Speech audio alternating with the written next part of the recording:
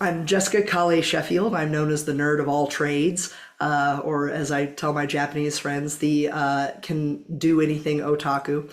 And basically, years and years ago, when I got my first job out of college, it was a pizza parlor place. But then after that, I worked at NASA for a couple of years, and then after that, I joined the Navy, and I was a naval intelligence officer for 11 years, and I loved that job. Well, a couple of years ago, they mandated and it wasn't even about the injection. It was more that my sailors were saying, man, I don't want to do this, but I can't lose my job. And hey, I'm an intelligence officer. I'm in charge of maintaining people's clearances. And part of maintaining your clearance is not doing anything for money. Without reservation or purpose of evasion is part of our oaths. So when I started like really feeling some bad vibes about this and noticing some actual major problems in the command, I brought that up to the commander while simultaneously going like, hey, I don't think I'm going to do this either. Commander didn't take it very well, made it his mission to get me kicked out. And of course, many other people like me suffered the same thing. So I was kicked out for refusing but it was really, I was kicked out for pointing out that the Navy had become a place where everyone was a mercenary rather than doing something based off of an oath that they believed in. I see. And it was horrible. I lost the house I was living in. I lost 90% of my possessions. I know I look hippie boho now. You look great. No, thank you. And Kyoto's finest. Yes, yes. Yeah. But yeah, that happened, and at the time I thought it was the worst. My life was over, et cetera, et cetera.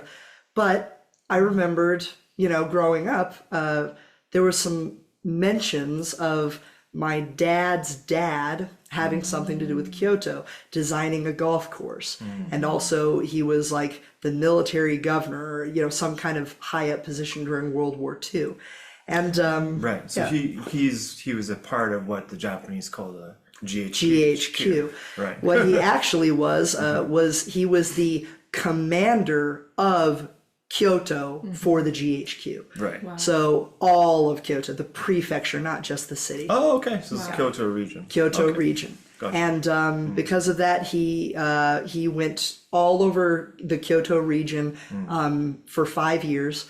And I know I'm certain. And Fuji-san also is pretty certain he was skiing in Hanase at one point. Yeah. I know that he visited a restaurant that was opened in 1949 that's right next to where the GHQ people were all housed. And I met the owner there, and that was a very fun, like, wow, what a strange meeting kind of thing. And basically I realized, well, I've got time now. I can look into this because no one in the family really thought to look into it. Dad's busy, mom's busy, my brother's married and having kids, so now here I am. Well, you can give us the spiritual message you heard. Oh, about if you want to. Yeah, basically it was very much things aligned, and I found myself naturally ending up where I was meant to end up. And it started because remember, I didn't have any money. Like I lost a lot during, getting fired. It started with a good friend of mine, Heather Campbell. Heather, if you're watching this, thanks. Heather Campbell, she was going to come visit me. She had to cancel her plans. And then she's like, actually, we're going to Japan. I was like, oh man, that sounds great. She's like, do you want to come? And I'm like, I can't afford it. And she's like, well, hey, I was going to visit you. How about I pay for your ticket since I can't visit you anymore? I'll bring you to me. I was like, that is very kind of you. Like, oh my gosh, thank you. So she ended up paying for me to come out to Japan, which was just enough for me to like hold on with, the cheap hotel prices after that. Cause the big cost was now out of the way. And I was like, thank you. Thanks, Heather. And thanks whatever arranged that. We want to know it all. When I told my friend, hey, Heather invited me to Japan, I'm going to be going. Maybe you could come too, because she's also a friend of Heather, my friend. She goes by Mom Pian online, so she likes her privacy. So she's like, yeah, I'll look into it. And she did end up coming. And while we were discussing it, I brought that inkling came up again about, hey, the golf course, hey, grandpa, right? And so my friend Mom Pian reached out to a couple of her contacts and got a formal communications line with the golf course going. Oh, okay. The Like reason, the current owners. The current owners. Oh. The reason it had to be formal is I lived in Yokosuka for 2 years as the first billet I had in the Navy. Yokosuka. Yokosuka, near Tokyo, or near Yokohama. Really. Yokohama, yeah. And my neighbors didn't want to talk to me because I was an American. Didn't matter that I could speak Japanese. They just didn't like me. So I was scared to reach out to the golf course people. I was like, God, if I send them an email, they might be like, foreign devil, you know, or something like that. But she made, her contact made it a very formal, hello, this is the granddaughter of the such and such who designed the course and da. Right, and maybe it'd be a great time to explain like why the golf course itself is such a big subject, because that's actually a big part of this. Oh yeah. Yeah, why is the golf course such a big subject? It is a big subject for people in Kyoto, too, as I understand. When I met the owners and the maintainers of the course, they were elated because it was through them I found out my grandfather was not only the designer, but he was the one that enabled its building in the first place. And I've seen a couple of opinions online on Japanese, like Google reviews of the course. If you explain that, yeah. Like there are a lot of people who are not happy that course was built. They think it was a defilement of the sacred Kamigamo grounds. But because there was like a forest. There was a forest. Part of it was cleared to make the course, but in general, the course is very narrow. The greens are very tiny. As many trees as they could leave, they left, and it follows the land rather than tore it up and remade it. And because of that, it's become a very famous golf course in Japan. It's known as like the garden course. It's very beautiful. Yes, it's almost like it's a Heian-kyo style garden that you play golf on. And my grandfather, I found all this out from the owners. He learned Japanese in 3 months before he came out. I'm like, what? So he learned Japanese in 3 months before he came out. He was the only GHQ officer that spoke fluent Japanese. Because of that, he was a bit of a troublemaker, because the Japanese that he dealt with knew that if they wanted something, they could talk to him and he was sympathetic towards the Japanese. Whereas the others who didn't speak Japanese were a little more, boss says no, we're not going to deal with that. And there was this hilarious line of correspondence that the people on the course showed me where a fellow 04 officer was like, stop listening to Sheffield. Like he keeps approving and he keeps doing all this stuff and like, just stop listening, go to us. But it was quite literally asking the Japanese people to stop talking to the only officer that actually liked Kyoto. Right, so this is like part of the interesting thing is that like the Kamigamo golf course, in post-war Japan, was a very controversial issue because it technically cleared out sacred grounds within Kyoto. So a lot of people's understanding of it, it's like symbolizes the Japanese relationship to the American occupation. But what I heard from you is like the story of your grandfather is actually quite different, because he's the direct designer of the course and he directly worked there, but he actually learned to speak Japanese. And in the correspondence, what you found out is there's people basically pissed off at him for what he's doing. The American side did not like my grandfather very much because he was so sympathetic to the Japanese. And there's even footage of when my father was born. He was born in Kyoto in 1949. Your father's yes, my father's from Kyoto. He was born in Kyoto. Your brother? Oh, okay, that's right. But I'm not. But I look like this, and they're like, "You're not Japanese American." It's like, no, we owned it at the time. They're like, "What?" GHQ. But when my dad was born, before he was even baptized, he was blessed by the head priest of Kamigamo in 1949. And we have footage. They allowed my grandfather to film part of that ceremony in the Kamigamo grounds. Like not only the grounds, in the temple. And I looked back there when I visited last year. I can't even get into that area. Right. So for the people who are following this in English and you might know less about, Japan and Japanese esotericism and the special place that Kyoto has. Kyoto is ancient capital of Japan, basically. It's only been not the capital for the last few hundred years. It's still the capital. Still a definitely joking.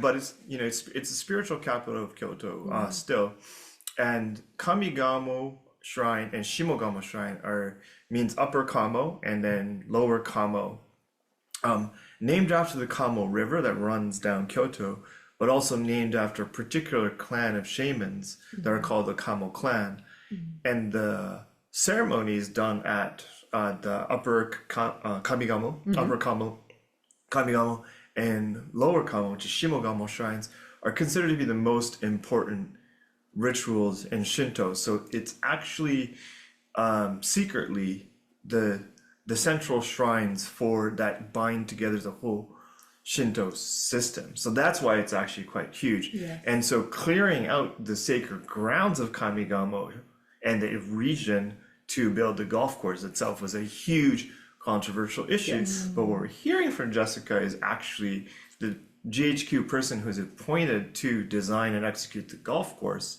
is getting baptized at Kamigamo Shrine. They're going through a birth ritual like your father has. And what it seems to me is, yes, on the exterior, it looks pretty clear cut. The evil Americans forced this and they clear cut a force to put a stupid golf course in. But what I've been discovering is no, it was much more complex than that. The Americans didn't want to build the golf course. The Army thought it was a waste of money because it was going to be funded by the American Army. And they said, no, you want to build a golf course, and this is how the U.S. Army thinks. And I mean, this is definitely how the Navy thinks, but I'm kind of extrapolating what I can imagine the conversation was. It's, if you build this golf course using Army funds, it's going to turn into an American base golf course. But my grandfather said, no, I am going to enable the building of this golf course for the Japanese, for Kyoto. And sure enough, he appointed a contractor named Sadaichi Adachi. And Sadaichi Adachi, his grandchildren still are the owners of this private Japanese golf club. So it was actually became under private Japanese ownership.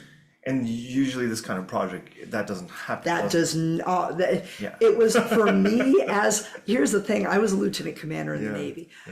I was reading this like, oh my gosh, Grandpa, what were you pulling? Because it was really great on the one hand, because it really was giving something back to Kyoto. Now, a lot of people can say, but it's a golf course. It's like, I understand. Some people just hate golf courses.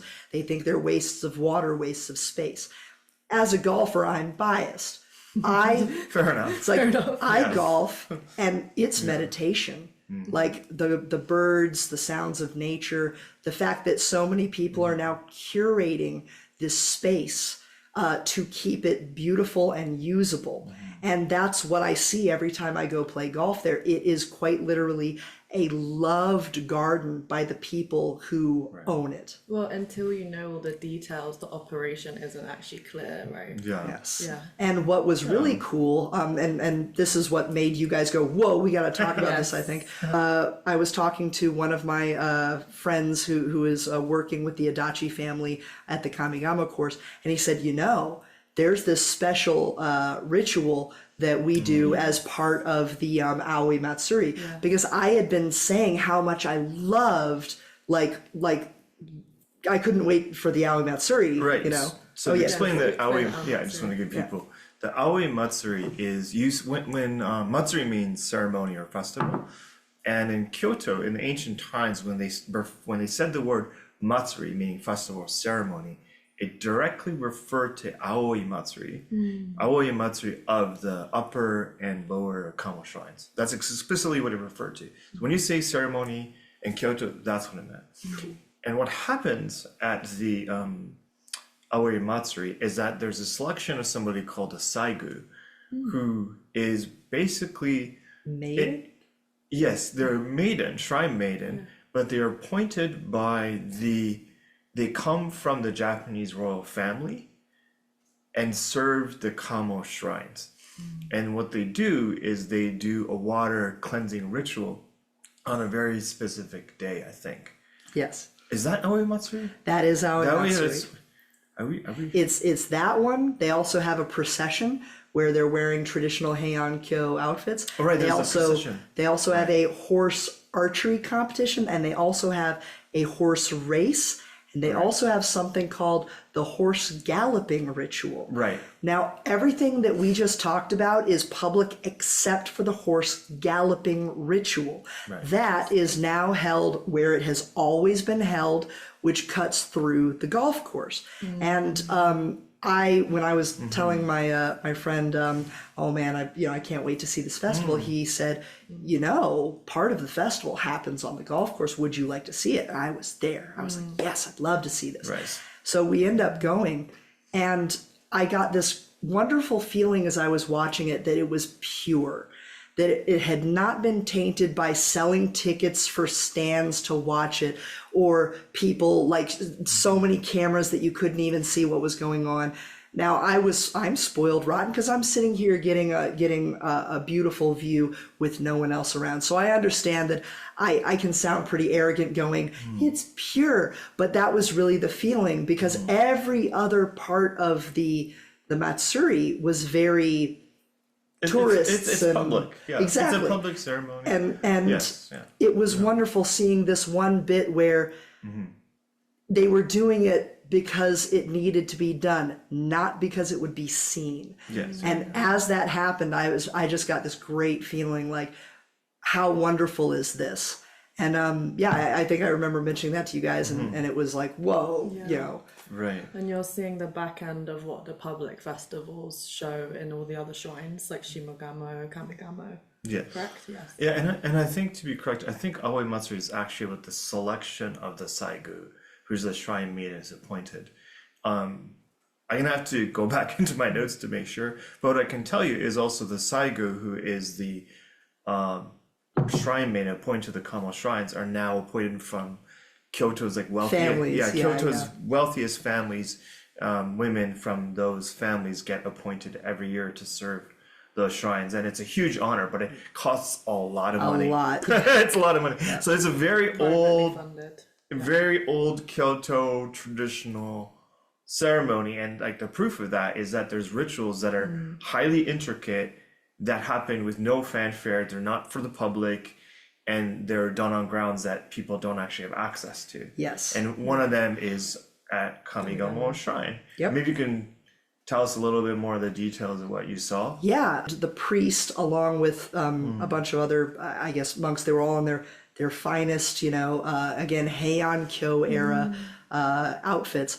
They read a proclamation, and then 4 horses were galloping as fast as they could towards the Kamigamo God tree, which is right on the edge between the golf course grounds and the Kamigamo current shrine grounds. Right. And what I did was I recorded the proclamation, not the whole thing, but part of it. And then I recorded the charging. And I did a quick little article on it and didn't think too much of it at the time.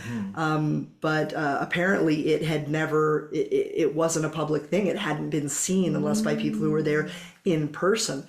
So at first I felt really bad, but then when the other stuff happened, I was like, okay, for whatever reason I don't understand yet, I was meant to make this little video and post it on a tiny newsletter that 200 of my closest friends read, and that's it. Well, for us, it was very emotional and very enlightening to hear about the tree. Yeah. Because you said there's a god tree or sacred tree on these grounds, and one of the things that you probably didn't know this at the time, but from what I understand, there is for the Aoi Matsuri, the ceremony, the day before. A few days before is called Miare Shinji. So Miare is the name of the ceremony, and Shinji is, godly matters, so ceremony, right? Miare Shinji takes place at this tree. And what happens is they take the spirit inside this tree, transfers it to a tree branch, like a sakaki, and they bring it down to Kamigamo Shrine for the main ritual, is what I understand. So Aoi Matsuri cannot happen if you get rid of the sacred tree. Right. So what I understood at the time, what I imagined, is that the whole golf course existed to protect one tree. It really It really feels like that way, right? because it That's is an that's the thing. exclusive golf course. Yeah. It really is exclusive. It's protected. Like this is no longer, you're never going to have to worry about it being developed or messed with. That's for sure. Right, because if it wasn't private, but if it was like public land, If it was public they could land, actually sell it, and then so it seems like something. And it sounded like when your grandfather designed the course, they had a lot of back and forth between the Kamo clan and the shrines. And they your were, father and the they were, GHQ. yeah. Right. I Yes. didn't even realize this until we had all these 8mm films that had been in our garage for almost 80 years, since 1945, 1950. And as part of, my newly found free time being booted, one of the things that I was thinking about is like, maybe I should try to recover these, because that's something that my parents had proposed a few times. And so I tried myself, but the film was so close to destroyed, like I could not get anything off of these things. So I searched for about 6 months, and I finally found a place that was willing to attempt but couldn't guarantee. And a couple $1,000s and a couple of months later, they did manage to recover as much of the film as they could. And it was within that film that I saw my dad's birth and his blessing at Kamigamo Shrine, posing like with the like my grandmother and my grandfather posing with the head priest of Kamigamo, a camera allowed on the grounds, and I'm like, that was blowing my mind. And they were also having parties with Geiko and Maiko on Lake Biwa. They were clearly very good friends with politicians of the day. I can't recognize them, but I'm like, those guys keep popping up, and they, it's definitely someone famous. And then there's this great moment on the film where you can see my grandfather in full GHQ uniform shaking hands with Governor Kimura, who was the first elected governor after America's GHQ handed everything back to the Japanese in 1950. So they had a Goma ceremony with all of the government documents on the American side. And they were like, okay, this is now done. You have elected a governor. It's you now. And my grandfather shook hands with Governor Kimura as the documents were burning, officially handing the government back to the Japanese fully. Right. Whoa. So yeah, it's a very interesting and impressive history, and especially in terms of this ceremony that the golf course is like protecting this tree for. They really are, because the owners, I know them very well. They're my family. I consider them my Kamigamo family. Last year, one of the first things they did when we were golfing the first time with the owners is we got a photo in front of the God tree. Right. I didn't understand the significance. I'm like, cool, let's pose in front of the God tree. It's like, I don't know. I know it's sacred. I didn't know more than that. That's for sure. Yeah. Yeah, well, one of the things that I think, we had to share with you, and you learned probably this time you've come, is that there's a whole theory on the internet, which was considered very esoteric and left field at the time, that the Japanese and the ancient Hebrews were of the same origin. And actually, when I hear about Miare Shinji, which uses the god tree, needs the god tree at Kamigamo Shrine, it is the exact same ceremony that ancient Hebrews did for the goddess Asherah. Because Asherah is said to live in a tree, and her spirit is put into Asherah pole, or I think even a tree branch, and brought to an altar with another male god. So this is actually the exact ceremony that is done in Kyoto still. And so it's actually like a living memory, and almost like you can say a living evidence of the connection between the Kamo clan and the Shinto and the ancient Hebrews. So it's a really amazing thing that was saved at a time when we know we have a crazy war in the Middle East. We don't know like most people actually don't know what it's actually about. Oh yeah. Yeah. Oh yeah, there's fun stuff with that. And I feel like what your grandfather participated and cooperated with the Kamo clan and these, Japanese clans in Kyoto was really preserving kind of spiritual link, in human history for, it seems like it's actually very important right now. This is the exact moment that information about the common origins of humankind and the common origins of human spirituality is like so valuable, Oh, absolutely. right?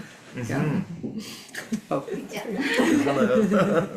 What your grandpa did at the golf course kind of resembles like a yin yang magic technique where you hide something within something to be revealed years later, and that was what they did with the tree hidden within like this American the King complex. It's like a Russian doll kind of Russian doll kind of, yeah. It is true, because if I'll try to get you guys out there so you can see what I'm talking about, but you don't know it's there unless you know it's there. But it's not as if it's like, you know, covered by a wall or anything. It's just, if you're just golfing, you miss it. But if you're not, you go, oh, what's that? And there it is.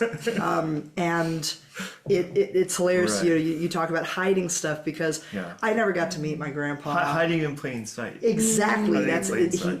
It's the way to do it. Exactly That's how they did That's it. how they do it. That's how they do it. Yeah. And with my grandpa, he Very died smart. before I was born, so I never got to meet him. But when I got toured around the golf course for the first time 2 years ago, I was crying because I felt like I was having a conversation with him. And, you know, you can never be sure, but I was like, no, I'm having a conversation with him. No, I think you'd be sure. Yeah. I always think you could be sure. And I was crying when I was like realizing, wow, this is the kind of person he was. And there's one hole that is absolutely hilarious. If you're a golfer, you're gonna find this hilarious. If not, this might be boring. But we got to this hole that was a par 4, and the people touring me around were like, "What do you think of this par 4?" And I'm looking from the tee box, going, "Looks like a pretty easy, straightforward, fun par 4." And they just kind of laughed, and I was like, "Uh-oh." And so, you know, they traveled to about where you would hit your first drive shot, and they're like, "What do you think now?" And I'm like, still looks like a real easy. I could hit a 7-iron, you know, a 7-iron roll up right to the green. And they're like, hey, hey. I'm like, okay, what's going on?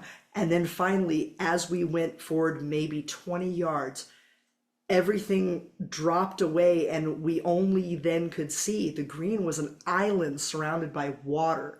It was a trick. It was a joke. Mirage. And I was like, Grandpa, why? My ball, my handicap score. Like, it was just hilarious because it was like he told a joke from 80 years ago. Yeah. And and he got to see my face going, oh, and he's just like, hey, hey. Like, you know, it's that trickster personality. And it really, when you mentioned that, I was like, yeah, it sounds like Grandpa. And when we were on the course, you know, crows were going all over the place, and I had gotten a little yatagarasu from Kamigamo earlier that day, and I always kept it in my bag. And I said, "This is Grandpa." And Oh, sure. really? Oh yeah. It's like, I'm bringing So you didn't know Grandpa. who Yatagarasu I had are no at the idea. time. No, Okay. I was like, it's a crow. I love crows. Crows are cute. Right, I was like, right. I love birds. So you had no idea. I had no That's very idea. And then I went to that restaurant that opened in 1949, and I brought out Grandpa, and the owner was like, "Oh, what's this?" And I was like, "Well, this is Grandpa, and I'm having dinner with him." And she cottoned immediately, and she's like, "What does Grandpa like to drink?" And I'm like, "I didn't know him personally, but if he's a golfer, I bet he likes beer." So she brought out a beer. I put a little Grandpa Yatagarasu down, and she professionally poured him a beer, and it was a really nice dinner. And that was the vibe of the last trip. And it was very pleasant. It was very nice. So it's like what I feel like, from what you're describing, your grandpa's personality, like saving the god tree in this whole golf course, in a golf using course. a whole golf course. Just Yeah. Like one tree is actually once a year. That's what it's for. Like obviously, that's not all of what it's for, Yeah, but yeah. it's like the most important The function. back ritual. The back ritual that it serves, being the most important function for the course to exist, Yep. is like his personality. That's Incarnate, absolutely right? That's what you think. That is absolutely. It's really like, I could see if he was given this very, you know, Yeah. we got a big problem here. We got to protect this thing. Da, da, da. And he's like, "Do you like golf?" Well, I think, you know, based on like a lot is going on in the world, obviously right now, too many things to get into. There's a lot of global tension, yeah. obviously, military tension, let's be honest. But I think it's really fun and actually like hopeful to honor that like there was this trickster event that happened right after World War II, after a lot of murder and killing. Oh yeah. There was this funny, hopefully like trickster spirited event that occurred that you know, I think it's such a really important story for this time exactly right now, because East and West, the tensions are, you know. Yeah, absolutely. Yeah, so for people who've come from these families who, you know, have worked together for that story to get out, and for, you know, like people are gonna hear this and go, like, oh, okay, like the Japanese side, American side, Eastern, Western sides going, oh, okay, the story is actually not how what we were fed is not actually the whole reality at all. Right. So And- I think it's so valuable. We talk a lot about at Limu, which is Masubi, which is the tying together of tribes and peoples. And what's interesting To about tie a knot. to tie a knot between tribes and peoples. Yeah. And what's interesting about this story is it's kind of this like forbidden relationship. And on the mainstream, it's kind of forbidden, like, you know, Romeo and Juliet kind of story. And then when you hear is, when it you is a hear, bit, yeah. which is my favorite story, but when you go to the back, you see like all these people are meshing and merging and having really complicated relationships that are loving Yes. overall. So I love that. Well, I hope we find you in Kyoto more often. Yes. And obviously you're part of your family is part of Kyoto's spiritual history, and we don't know where life will take us from here, but in this time where things are really shifting, I hope that, you know, your relationship with the people of Kyoto and people of Japan is like kind of a healing balm for the world as we go into the next era. So thank you so much. Thank you to all the, thank you to everyone. Thank you. Thanks very much for having me on, and thank you to everyone out there as well.